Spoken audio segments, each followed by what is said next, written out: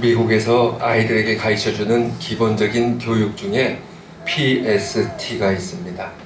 Please, Sorry, Thank You입니다.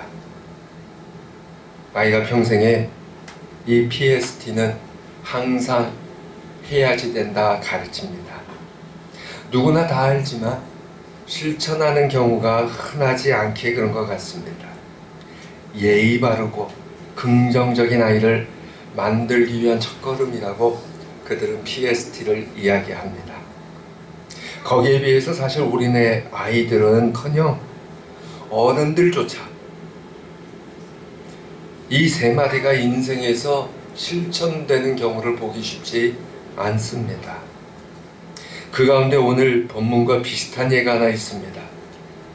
삼풍백화점 매몰 사건이 있었을 때 그 붕괴 매몰에서 24명이 온 국민의 축하와 경탄을 받으며 극적으로 구출됐었습니다. 매몰된 지 51시간이 지나서 구출이었고 또 집단적인 구출이라 그 감격의 강도도 강했습니다.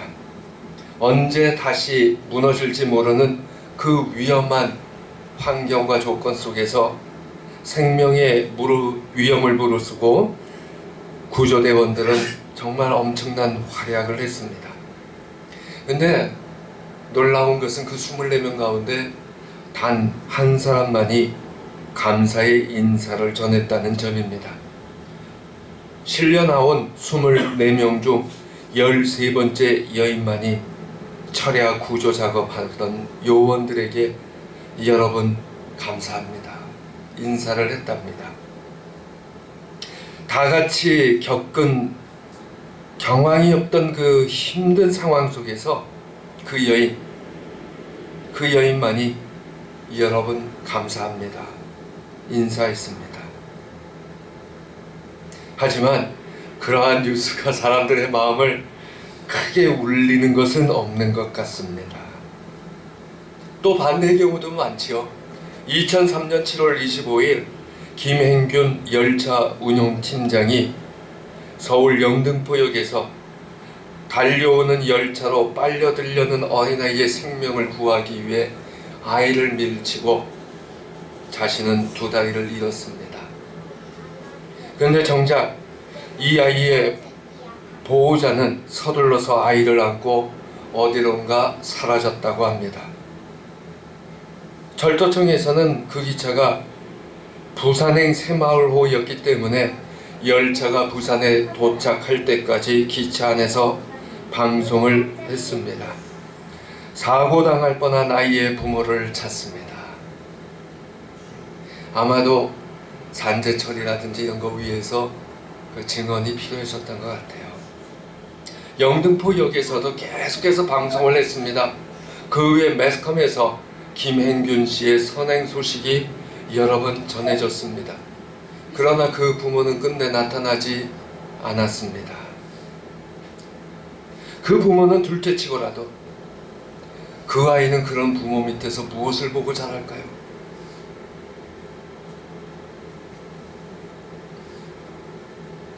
차를 몰고 가다 보면 가끔 슬픕니다.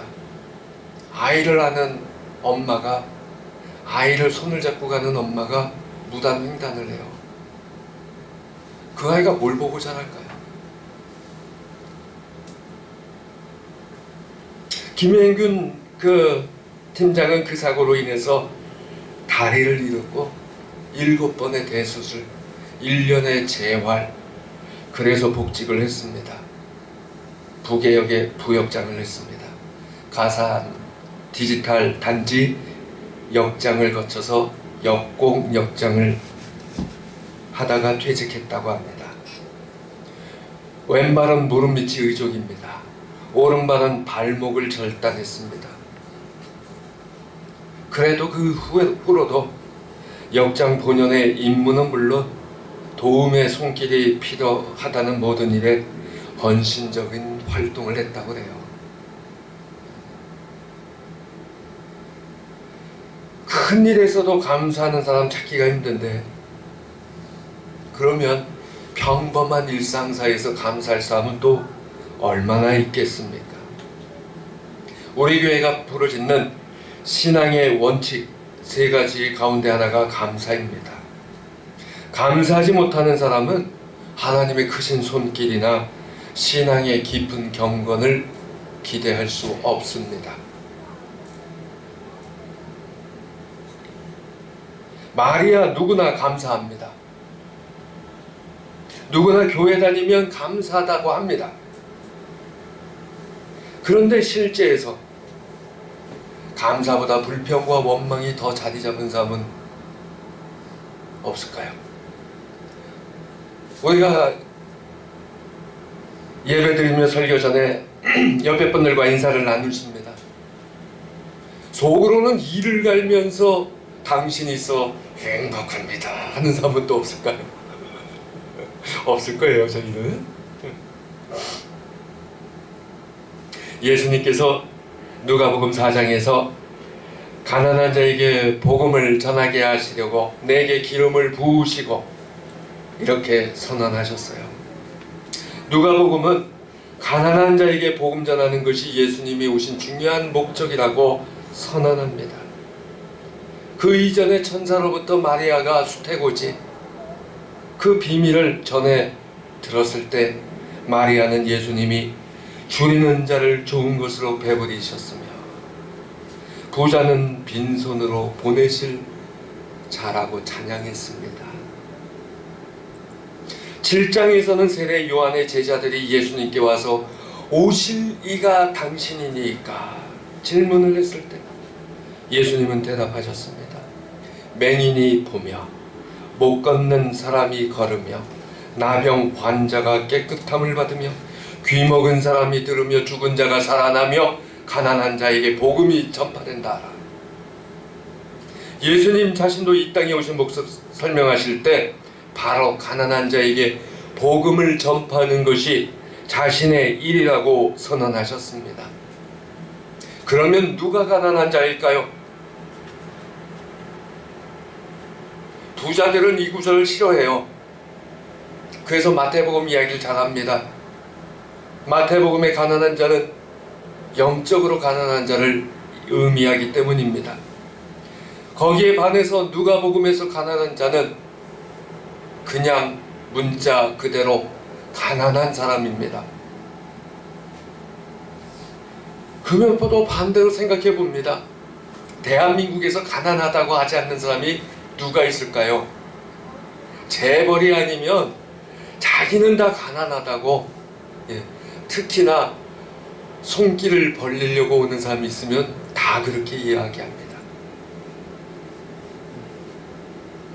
가난한 자는 아무리 발버둥에도 벗어날 길 없는 물질적인 궁핍 상태에 있는 사람을 이야기합니다.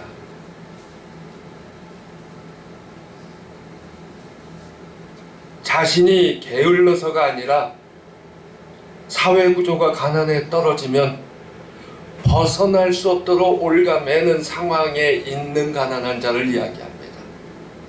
게으른 가난한 자가 아니에요. 이는 마치 불치병에 걸렸을 때 거기에서 벗어날 길이 없는 절망의 상태를 의미합니다.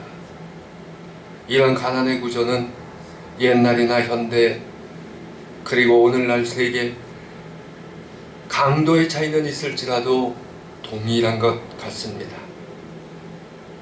우리는 이상을 바라보며 가난을 되물림할 수밖에 없는 사회 구조를 변화시키려고 다들 노력합니다. 가장 흔하게 아빠처럼 엄마처럼 살지는 마라 부모들이 자식에게 이야기합니다. 그러나 가진 자들의 권력과 횡포, 막강한 힘이 가난한 자가 그 자리에서 벗어날 수 있는 길을 막고 있다는 것, 그러한 사회 구조는 여전히 지속되는 것 같습니다. 그런 사회 속에서 가난한 자들, 병든 자들, 결국 이 사회와 이 땅에서 절망할 수밖에 없다고 하늘을 향해서 부르짖고 기도하는 길밖에 없다고 그렇게 하는 자를 이야기합니다. 그래서 가난한 자는 기본적으로 절대적인 하나님을 의뢰하고 바라보는 신앙을 가진다는 거예요. 그 전제에서 가난한 자라는 선언을 하고 계십니다. 하지만 요새 사람들, 특히나 청년들은 자신들의 자리가 없다고 금수저에 빗대고 절망은 아니더라도 원망을 합니다. 기성세대는 가난한 자들에 대한 부자들이 폄하하는 논리를 진리처럼 운명처럼 받아들이고 있습니다. 가장 대표적인 것이 게을르니까 가난하다고 합니다. 게을러서 가난한 사람도 있지만 헤어날 길이 없는 사람도 있습니다.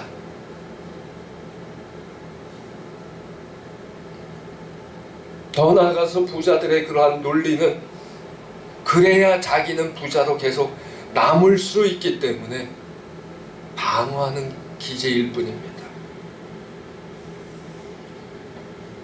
거기에 자기가 스스로 넘어져서 절망하고 원망하는 사람들이 갈수록 늘어나는 것 같아요.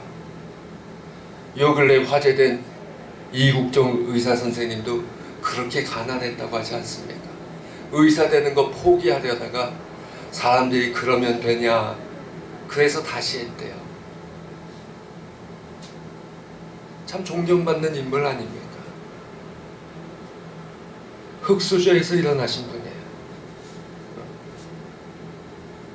예수님께서 가난한 자에게 복음을 전하러 오신 것은 단지 동냥하시거나 동정해 주시려고 하신 것은 아닙니다. 누가 나를 도와줄 적에 동냥하듯이 하고 동정하듯이 하면 그거 정말 마음 상해요. 옛날 유학 시절에 수업 시간에 좀 들어갔어요. 그때는 한 과목을 좀 쉽게 들으려고 일부러 저녁 시간에 들어갔어요. 그러면 직장 다니면서 공부하시는 분들도 좀 있거든요. 상대적으로 제가 성적을 잘 받을 가능성이 높아지는 거죠. 솔직히 그래서 갔어요. 어느 날 이제 가서 가만히 앉아 있는데 옆에 앉았던 분이 브롱스에서 어부하시는 분인데 저한테 물어요. 용, 너 왜 얼굴이 그렇게 어둡냐? 무슨 일 있냐? 근데 이제 그때 생각하고 있던 게 생활비였거든요. 그래서 좀 돈 계산 좀 했다. 먹고 사는 게 쉽진 않네, 유학생이라. 그랬더니 주머니에서 꾸깃꾸깃한 1달러짜리를 꺼내서 3불 25전인가를 제 손에 쥐어주면서 이제 괜찮지? 그러더라고요. 지금 제가 웃는 건 그때도 똑같았습니다. 말도 안 되죠. 예수님은 그런 걸 원하신 거예요. 그렇게 해주시려고 오신 게 아니라는 거예요. 그분은 자신이 잘 믿고 그런 소리 듣고 참을 수가 없으니까는 부련히 일어나서 자기 주머니에 있는 거 털어서 저한테 주는 건데 마음이 별로 좋지는 않았어요.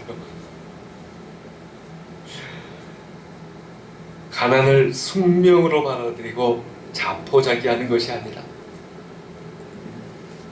새롭게 변하는 사회와 개인을 꿈꾸시고 이루어 주시려고 하나님 나라를 선포하셨습니다. 그 나라의 시민이 되는 자격은 오직 죄의 용서고 예수님을 믿음으로 이루어지는데, 그 믿음은 우리에게 감사하는 자가 되도록 용기를 부어준다는 거예요. 오늘 본문에서 예수님께서 북쪽에서 예루살렘 향하여 가시다가 어느 마을, 정통적으로는 브루킨이라고 알려진 곳에 들리셨습니다. 그런데 그 마을은 예루살렘으로 향해서 가시는 길에 직선으로 가장 가까운 최단 거리에 있는 마을은 아닙니다. 이스라엘은 옛날서부터 마을이 산기슭에 있습니다. 그리고 그곳에 밭을 일굴고 그곳에서 양을 치고 그러며 살았습니다. 웬만한 성읍들이 그래서 다 산에 있습니다. 그런데 그 가는 길은 평야길입니다. 마을이 없습니다. 글로 가면 편하게 빨리 가지요. 그런데 예수님께서는 한참 벗어난 길, 산길로 우정 돌아서 가셨습니다. 목적은 딱 하나. 예수님께서 그 마을을 찾아가신 것은 바로 오늘 본문에 나오는 나병 환자를 고쳐주고 싶으셨기 때문입니다. 고난이 있고 가난과 아픔과 시련에 몸부림치는 자들, 그것을 극복할 길이 없다고 좌절하고 쓰러진 자들 치유하시고 구원하기 원하시는 하나님의 그 심정, 사랑 때문입니다. 그것을 만나고 믿는 자라면 감사하는 게 당연하지 않습니까? 신앙 이전에도 이미 그건 사람의 기본적인 도리가 아니겠습니까? 우리는 하나님께서 주신 은총과 은혜를 잊지 말아야 합니다. 그것이 감사의 생활입니다. 오늘 본문에서 나병 환자들이 주님의 말씀대로 제사장을 찾아가다가 그들의 병이 깨끗하게 나았음을 발견하게 되었습니다. 10사람이 다 깨끗하게 나아졌는데 그 중에 한 사람만이 예수님께 감사를 드렸다. 오늘 본문이 말씀하고 있습니다. 9사람은 나병이 깨끗해진 것이 좋아서 어쩔 줄 몰라 뛰면서 제사장에게 가기 바빠서 예수님을 잊어버린 것 같습니다. 그 은혜가 누구로부터 어디로부터 왔는지 잊어버렸습니다. 찾아온 한 사람 보시며 예수님께서 17절에서 말씀하시지요. 10사람이 다 깨끗함을 받지 아니하였느냐? 그 아합 어디에 있느냐? 몰라서 물으시는 게 아니지 않습니까? 그 심정이 얼마나 쓰라리시겠어요? 얼마나 슬퍼서 탄식하시며 말씀을 하셨겠어요? 이 이야기대로 은혜를 받은 10사람 가운데 한 사람만 감사할 줄 아는 비율이 되지 않기를 우린 다 바라는데, 실제로 우리 자신 돌아보면 받은 은혜에 감사할 줄 아는 사람이 10%도 되지 않는 게 현실 아니겠습니까? 많은 사람들이 교회에 나와도 계속 복받기만을 원하는 것은 이미 자기가 받은 은혜를 알지 못해서 그래요. 자기가 바라는 것만 있을 뿐 그것을 허락하시는 하나님을 만나려고는 하지 않습니다. 하나님을 만난다는 것은 단지 하나, 나한테 복 주라는 거예요. 바라는 것을 주셔야만 하나님의 사랑이라고 합니다. 그러니 인간의 바라는 것은 끝이 없어 항상 부족하다고 합니다. 세상을 보면 더 가지고 싶은 욕심만이 커갈 뿐입니다. 그래서 하나님께서 주신 것을 감사와 기쁨으로 표현하기 대신에 언제나 탄식과 한숨으로 자기의 생활을 어둡게 만드는 자들은 또 왜 이렇게 많겠습니까? 얼마 전 말씀드렸었던 오병이어로 5,000명 먹이시고 12광줄이 남기셨고요. 또 4,000명 먹이시고 7광줄이 남기셨던 것 다시 한번 생각해 보십시오. 감사가 없는 자리에서는 이 기사를 보면서 적은 것으로 많이 먹이셨는데, 더 많이 남기셨는데, 적은 일을 먹이신 자리에서는 적게 남았는데 왜 그럴까? 많고 적은 거에 관심이 온통 쏠려가게 돼요. 그건 왜 그래요? 비교하는 마음이에요. 저거는 큰데 이거는 작고, 저기는 역사가 큰데 여기는 작게 나고, 더 많은 거 가지고도 적게 나고, 큰 것만이 선하고 좋은 것이라 여기는 마음이 그 안에 자리 잡았기 때문이에요. 그러니 아무리 작고 아무리 적은 것이라도 하나님 손에만 있으면 넉넉하다는 것을 깨닫지 못한다는 거예요. 계속해서 그런 기적 하나님께서 일으켜주시고, 그 이야기는 지금도 그 기적은 일어난다, 그 기적은 오늘도 있다라고 증명하는 기사요. 남은 것이 12광줄이요 7광줄이요 하는 것은 오늘날에도 너희가 넉넉히 먹을 것이라고 하나님께서 친히 주시는 약속이신데, 사람들은 지금 내 손에 쥔 것이 너무 적다고 원망하고 불평하지 않습니까? 하지만 아무리 많은 것을 가져도 하나님의 축복이 없으면 헤어날 길이 없다는 것을 깨달으시기 바랍니다. 하나님 손에 있게 하는 길은 그럼 무엇입니까? 그게 감사입니다. 오늘 본문에서 예수님께서 고침을 받은 나병 환자 10사람 가운데 9사람은 유대 사람이었습니다. 그런데 돌아와서 감사를 드린 사람은 사마리아 사람입니다. 유대인 9사람은 은혜를 잊어버린 사람입니다. 은혜를 먼저 기억하고 감사하는 것이 당연한 것 같았던 그 유대인들이 하나같이 은혜를 잊어먹었습니다. 은혜를 많이 받은 사람일수록 은혜를 감사할 줄 모른다는 참 아이러니한 이야기입니다.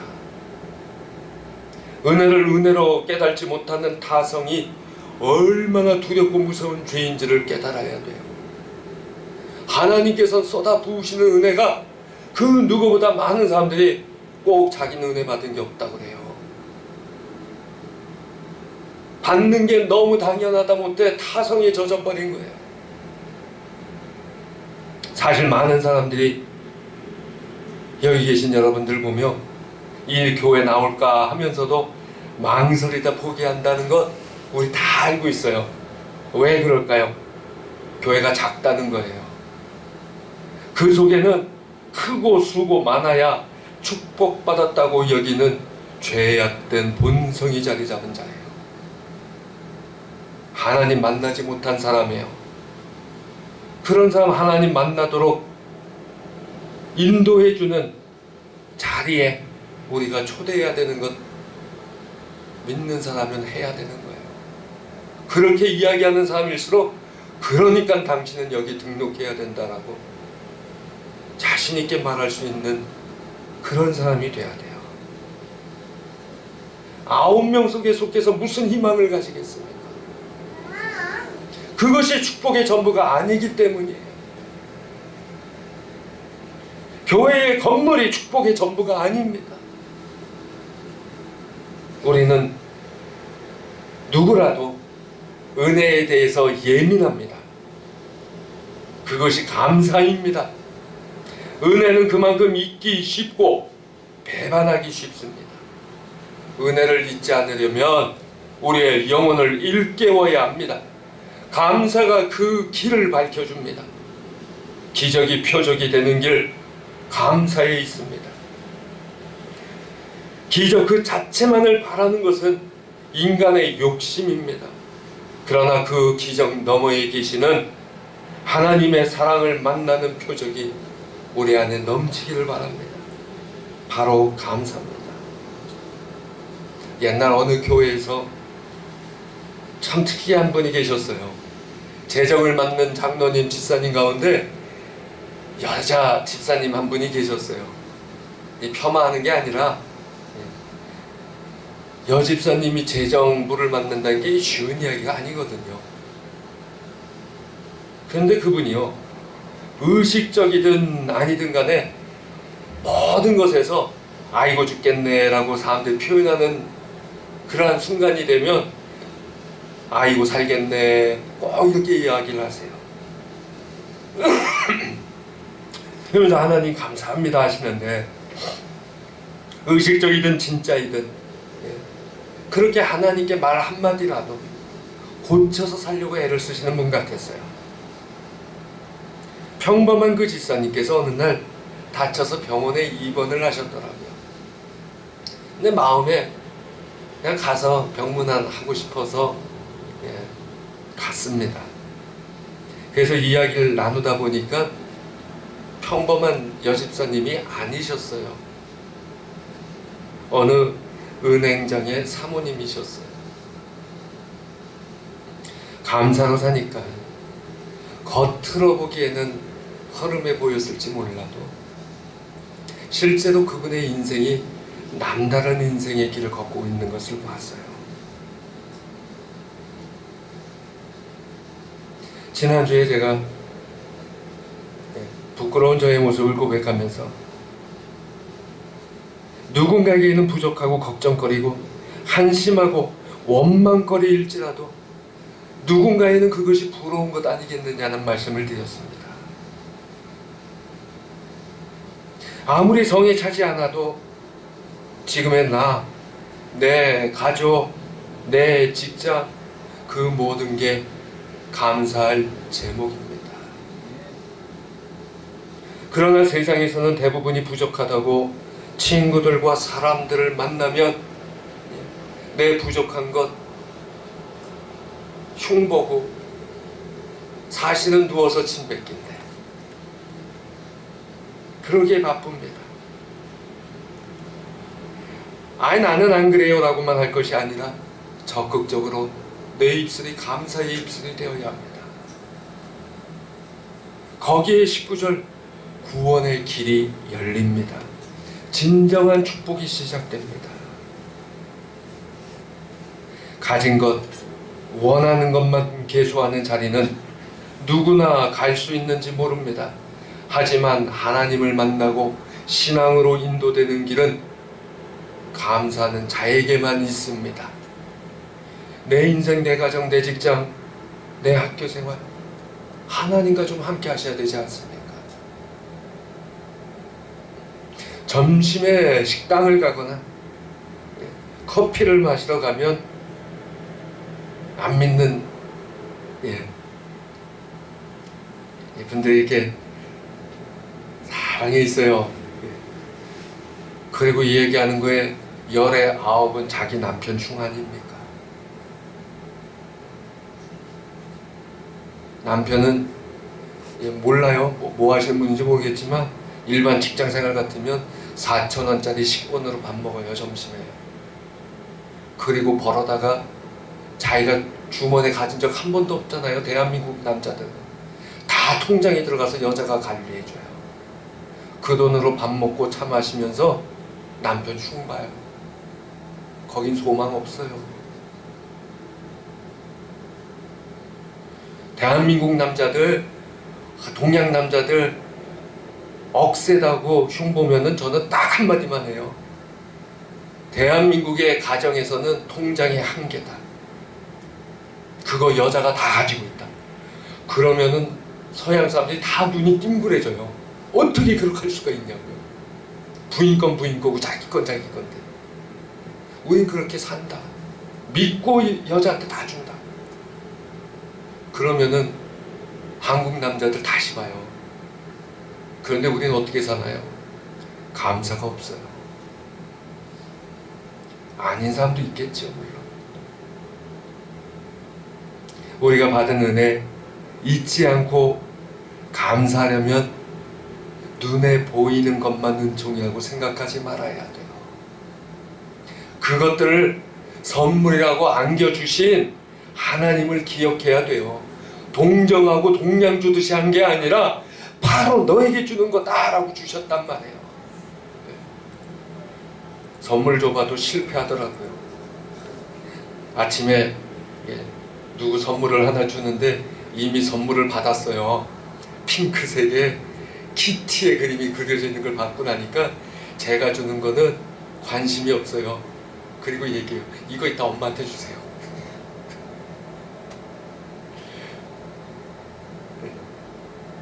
선물이 좋은 게 있으면 다른 게 보이지 않겠죠.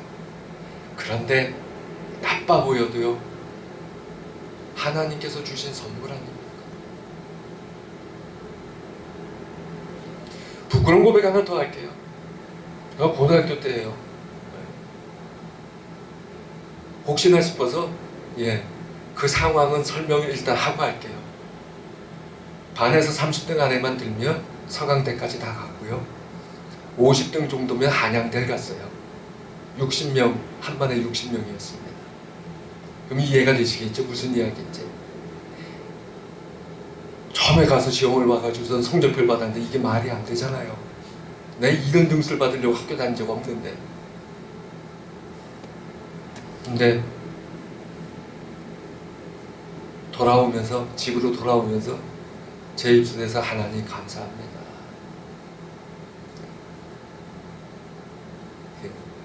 그 입에 담을 수 없는, 지금도 제가 입에 못 담겠어요. 몇 등에서 감사합니다. 하나님께서 저한테 몇 등이라도 시키셨네.